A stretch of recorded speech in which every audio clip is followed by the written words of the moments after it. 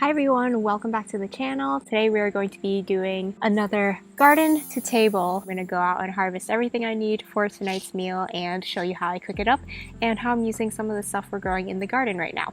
So today's recipe is going to be kind of like a stir-fried noodle dish, and this is going to be a great dish to use up a lot of our Thai basil that we're growing, and it's one of my favorite ways to use up one of my favorite herbs. The sauce is going to be kind of based off of like a drunken noodle type sauce, and we're also going to pick some peppers, and I have some garden onions as well to put in it. So yeah, let's get picking, and then I will bring everything inside and show you how I cook it up. So here's one of my Thai basil plants, and by this time of year they get very large.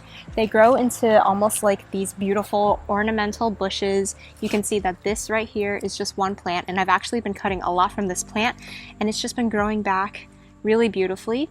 You can see that it has these purple flowers, and what I like about Thai basil is that even though it flowers pretty easily, the flavor doesn't change too much. I find that with like Italian basils, like Genovese basil, once it starts to flower, the leaves can get very bitter, but I don't find that that's the case with Thai basil. It kind of stays the same flavor, so don't worry if you see your plants flowering, it should be fine. So yeah, I'm gonna pick a bunch of these sprigs. They smell so good. They're kind of like a sweet, but also like a spicy, licoricey, anise flavor, or smell. Well, smell, but also flavor. They're just so pretty. So I'm really going to be picking a lot of stems to use because for this dish, we want a lot of Thai basil. One thing I find with my basil, not just my Thai basil, but all basils, is we get a lot of spittle bugs on them, which is really disgusting. You can see it's kind of like slimy there. So I try and avoid those because that's pretty gross. Like obviously you can wash it off, but I would just rather not deal with that. Alright, so I've picked off a lot of this plant. This is what I have so far, but I have another plant on the other side of the garden, and I'm gonna pick that one pretty clean as well. Alright, so here's my other plant. You can see the Thai basil is here. I also have a lot of holy basil kind of around it. So these like more yellowy flowers are holy basil. This one's the Thai basil.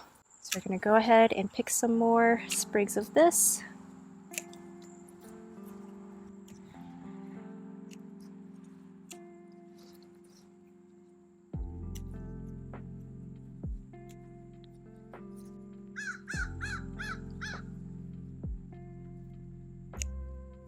Alright, so I think I pulled off what I can off of this plant. This should be good for dinner, but if I see some other plants around the garden, I might go ahead and pick some more. But I think we'll probably get about a cup or a cup and a half worth of leaves off of this handful of stems here. And I'll probably want like 1 to 2 cups for tonight. Okay, while we're here, I'm also going to pick some cucumbers.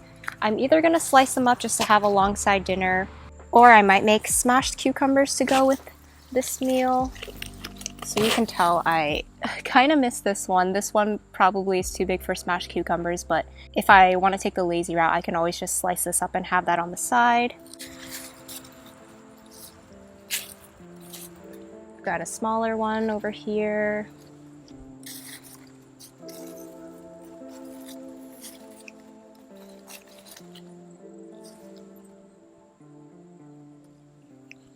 And then I actually have a couple of suyo long cucumbers here. This plant has been so weird. It was doing so poorly early on in the season, and I was just about ready to pull this plant out, but then all of a sudden it put out so many new cucumbers. These ones are a little spiky, so I like to just like run my fingers over to get some of those spiky bits off, because I don't want to be surprised when I grab it later, because I've definitely gotten stuck by cucumber spines before. So I like to just brush those off. So I've got a couple of cucumbers off of that one plant already. So yeah, I'll probably use a few of these cucumbers to serve with dinner one way or another. I just have to decide how much energy I have. Alright, so that's what I have so far. Now I'm gonna go pick a bell pepper and also a spicy pepper. Oh my goodness, okay, I just noticed that our scarlet runner beans just started blooming. Oh my goodness, look at those. They are so gorge. We've got lots of little buds forming, it looks like. And the vines are quickly growing. So most of the growth is over here, but I do see that some of them have reached the top of the arch trellis. And once this is all covered up with these beautiful red flowers, it is going to be so, so pretty. How exciting! What a fun little find in the garden today. Okay, we are in the pepper row now, and for my spicy pepper, I'm gonna pick one of these Korean hot peppers here. Actually, maybe I'll pick a couple, because if I make smashed cucumbers, I'll need one for the cucumbers as well. But I'm just gonna use one spicy pepper for the stir-fried noodles. Alright, so there we go. I like to pick them green. They do turn red, but for some reason I just like them when they're green. But you can see I have a lot of red ones in here. Alright, moving down the row. I have to see if I have any bell peppers to pick today. I've picked a lot of the first flush of bell peppers right now, so it looks like I've got a few small ones here. So my bell peppers, by this time of year, they start making these smaller peppers. Like this is a pretty small bell pepper, and what I was getting before was probably about maybe that big. So I really need to come in today or this week and give my plants a good fertilizing session. Either put some granular fertilizer down and water that in, or I need to do some fish fertilizer because the peppers are definitely getting smaller and I want them to grow bigger. So since this is on the small side, I'm gonna pick one more. Let's see what I can grab. I think I see one on the other side. I'm gonna have to go through. Okay. So that should be good. I've got these two little guys, which should be enough. Look at the little goat babies enjoying their shelter. Alright, and lastly, I need to go into the greenhouse and grab an onion. I have a lot of onions on the floor here. We just had to move them in when it started raining because they were curing outside and I didn't want them to get wet, so we just threw them on the floor here. But I also have a big basket of onions that we cleaned up the other day in the evening, and yeah, I have to bring these in, but I just haven't found the time to put them in a box and find a space for them inside yet, so right now they're just out here. So yeah, I think I'll just use a small white onion today. That should be fine. So yeah, I'll just grab one and add it to my basket. But what a beautiful basket of onions here. You can see all the different types that we grew this year. We have the white one that is called Sierra Blanca. We have the red one that is Cabernet. And the yellow one is called Calibra. And I think they're all hybrid onions that we started from seed. So yeah, really pretty. By the way, here's a little update on our artichoke flower. It is starting to open now. And if you can see these little purple little flower parts coming out. I don't know what this part of the flower is called for the artichoke, but when it opens up, it's gonna look like an anemone. So yeah, that's gonna be really cool. It's definitely getting there, but the flower does open up slower than I thought it would. I thought this would have happened 3 or 4 days ago, and it looks like we still have another few days before it's fully open. But pretty cool to see how it's progressing. And also look at this peach tree right now. The branches are just completely weighed down with peaches. And I did mention before that our peaches are infested with worms, so I don't know how much of this we're actually gonna get to eat, but I'm really surprised. This is the first year that the peaches have actually hung onto the tree. They usually all drop to the ground by this point and there's nothing left. So the fact that we have anything on here is definitely an improvement, even though, there's a lot of goo coming out because of the worms inside. And I also don't know what kind of peaches these are and what color they're supposed to be, but they do kind of look like a really weird color. They almost have a gray overtone to them, which is really bizarre, but I've brought a few in to see if they will ripen up on the counter and see if we get anything edible, because even if we have to cut around the worms and we only get to salvage half or a quarter of a peach, we have a lot of peaches on this tree right now that we could definitely get something usable, at least for jam. So we'll see how it goes, but a lot of them are starting to fall to the ground as well. So yeah, I'm not sure if that means that they're bad or if it means they're kind of ready to pick, but they're naturally thinning themselves out. Here's a bigger pile of the ones that have fallen. You can see this one actually does look kind of peach colored. It's more pink orangey coral, but then a lot of the other ones, they just look gray and not really good. Oh, the little goat babies came out to say hi. Let's see if they come up for pets. Oh my goodness. They're getting so big, you guys. Like, Iris can barely fit her head through now, and Heath can't fit his head through the fence anymore because he has kind of like a blockier head. Iris doesn't have as blocky of a head, but I think in a little bit she's not going to be able to fit through anymore for pets. They've both warmed up really nicely. They're doing well, eating a lot of food. And Iris has been pretty good about the screaming. She hasn't been screaming as much, which is really nice. Hey, Heathy boy. Look at his face when he gets scratches. He's just like in the zone. And Iris just wants attention all the time.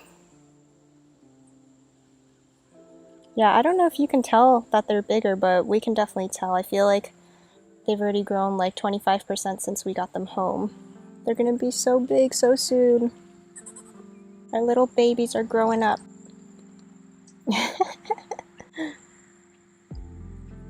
Alright, so this is what I've picked for dinner. We have our peppers and onions, cucumbers, and a big bunch of Thai basil. So let me bring it inside and I will show you how to cook up the dinner.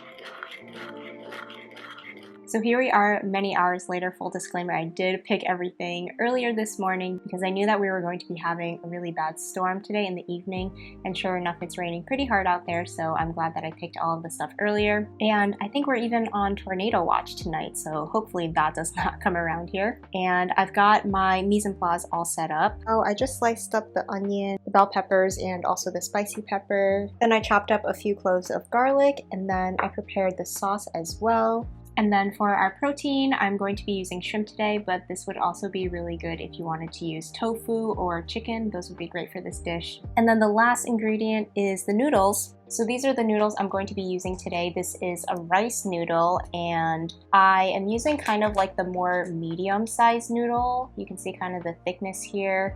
You can also use like the extra wide or extra large noodles if you wanted to. I think that would also work for this recipe. So that's what the extra large ones look like here versus the medium, which I'm using. But the large ones are also thicker, which I think I don't want today. So I'm just gonna be using the medium-sized rice noodles. And in a 16-ounce package, you'll get two like sections of noodles. So I'm just gonna be using half of this package and just use one of the sections for the two of us. And then for the cucumbers, instead of doing smashed cucumbers, I just slice them up really simply. and we're going to be having just plain cucumbers as a side dish. I was gonna do smashed cucumbers, but I'm a little too low energy for that. I have not been feeling the best today. I've had like a pretty bad headache, and I'm wondering if my headache is actually due to like the humidity and the air pressure, because it's been really humid today, and like I mentioned, we're kind of on tornado watch, so we have like storms coming through, and I'm wondering if the air pressure has given me this really bad headache. Because I think a month ago I also got a really bad headache, and it also happened to be really humid out. So let me know, does this happen to anybody else? Is this a thing? And is it literally so humid out that my body is just like viscerally rejecting this weather? So yeah, those are all my ingredients, and I'm gonna hurry up and get cooking in case we run out of power, because that is not unlikely to happen whenever we get a storm. Oh my goodness, guys, I'm so sorry. I'm so out of it. I forgot the main ingredient, which is the Thai basil. After I picked off all the leaves and washed everything, I probably have maybe like a cup of Thai basil here, which I think is gonna be fine. I would even go up to like 2 cups if I had it. And as you can tell from the quantity, this Thai basil is not for garnishing this dish. It's really an essential part of it. And I'm going to be adding it in pretty much as if it's a leafy green. So we want a lot of the Thai basil. It's gonna wilt down, and I wanna make sure you get Thai basil in every bite. So yeah, this is a great dish to make if you have Thai basil and you wanna use up a lot of it. But yeah, obviously, I'm going to be using the Thai basil. I just forgot to mention it earlier. I'm going to be cooking in a 12-inch skillet, and I'm adding a couple of tablespoons of neutral oil to this. Then I'm going to saute my onions and my chili pepper for a few minutes, and then add in my sliced bell peppers and let that saute for probably about a minute. And make sure I'm salting this to season and also to draw out some of the moisture from the vegetables.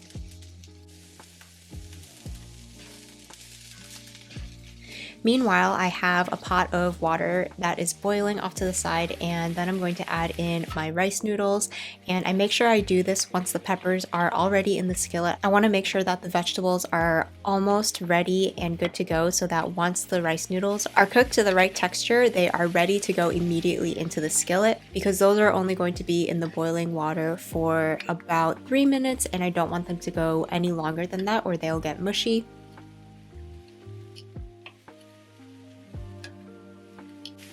So while those are cooking, the peppers probably just need another minute to cook up. And then when they're almost done, I'm going to add in my chopped garlic and let that cook for about 30 seconds to release its fragrance and add flavor. Then I'm going to kind of move everything off to the sides and make a little space in the center of my skillet to add my shrimp here. And shrimp cooks really quickly, so I'm probably just gonna have each side of the shrimp cook for 30 seconds to a minute. Once it starts to get pink, it's pretty much good to go. And I'm making sure to salt the shrimp as well, but I'm also making sure not to salt anything too heavily, because the sauce that we're adding later does have a lot of salty elements with the soy sauce, fish sauce, and oyster sauce. So those are all salty, so I don't want to oversalt these ingredients at this point. Now I'm going to add in my rice noodles that have been boiling for 2 to 3 minutes, and they're definitely not fully cooked at this point. You want to put your rice noodles into stir fry before they are fully done. You would want to do this even before your noodles were al dente. They still need to be a little bit undercooked because they're going to continue to cook while you're stir frying. So if you can see the texture of them here, they're definitely softened but still a little bit stiff in the center. And after I add my noodles, I'm adding in my sauce mixture. The noodles are going to absorb all of those flavors, and the dark soy sauce also adds really nice color to the dish, and the liquid is also going to help steam the noodles to finish cooking them. And it's a little bit hard to mix up the ingredients with the noodles because they're so long. So I usually go in with some kitchen shears and I just give this mass of noodles a few snips here and there just to shorten up the noodles a little bit, and this will make it a lot easier to incorporate all of the ingredients. So I'm going to give everything a mix, and the noodles are going to cook in the pan for 1 to 2 more minutes.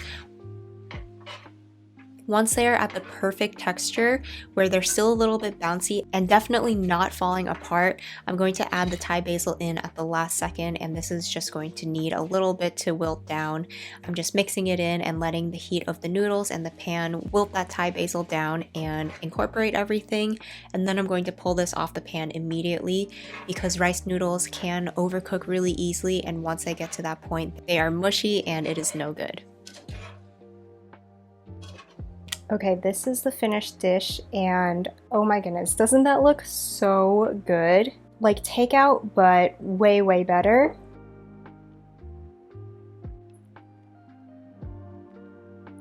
All right, I'm gonna give it a little taste test. Get a little bit of that Thai basil in there.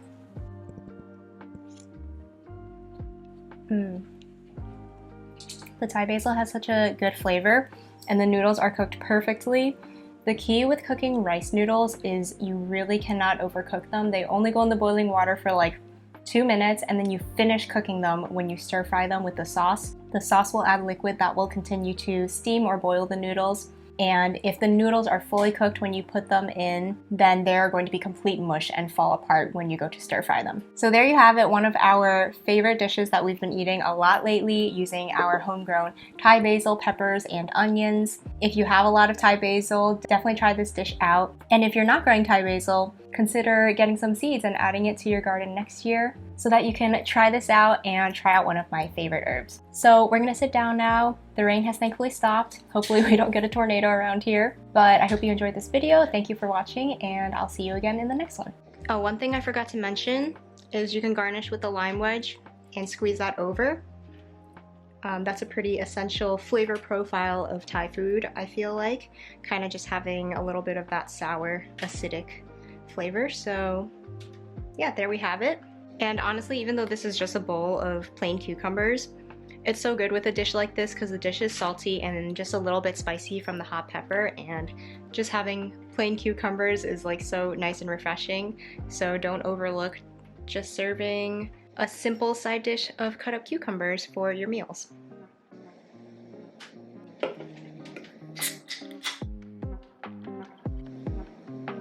It rained. Was it really windy? Well, the rain was really going sideways. There were like massive drops that were going into my screen. It was like pelting against the screen. Oh, you don't have your window open, did you?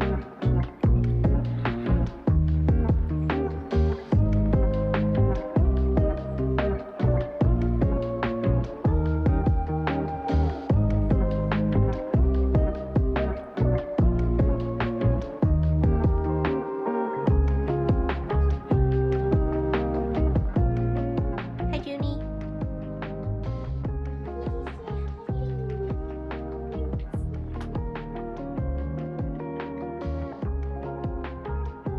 She says you didn't save me a shrimp. Here.